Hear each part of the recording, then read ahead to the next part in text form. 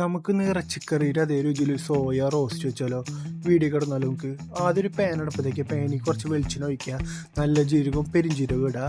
അത് നന്നായിട്ട് ഇളക്കി കൊടുത്ത് മൂത്ത് വരുമ്പോൾ ഇഞ്ചി, പച്ചമുളക്, വേപ്പില, വെളുത്തുള്ളി, ചുവന്നുള്ളി ഇട്ട് കൊടുത്ത് നന്നായിട്ട് വാട്ടിയെടുക്കുക. നന്നായി വാടി വരുമ്പോൾ ചെറുതാക്കി അരിഞ്ഞു വെച്ച സവാള ഇടുക. സവാള ഇട്ട് നന്നായിട്ട് ഇളക്കി കൊടുക്കുക. സവാള ഒരു ബ്രൗൺ കളർ ആവണ വരെ ഇളക്കി കൊടുക്കുക.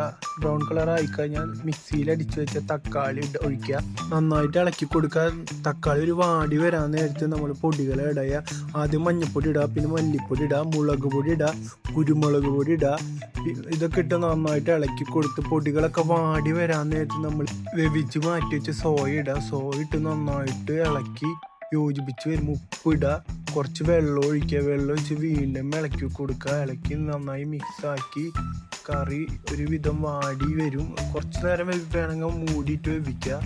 അതിന് മുന്നേ നമ്മൾ കുറച്ച് മസാലപ്പൊടി ഇടണം. മസാലപ്പൊടി കേടായിട്ട് വീണ്ടും മൂടി വെച്ച് വേവിച്ച് ഒരു 5 മിനിറ്റ് കഴിയുമ്പോൾ തുറന്ന് നന്നായിട്ട് ഇളക്കി കൊടുത്ത് കറി അടുപ്പത്തുനിന്ന് ഇറക്കുക. വീഡിയോ ഇഷ്ടപ്പെട്ടാൽ ഷെയർ ചെയ്യാനും ലൈക്ക് ചെയ്യാനും സബ്സ്ക്രൈബ് ചെയ്യാനും മറക്കല്ലേ.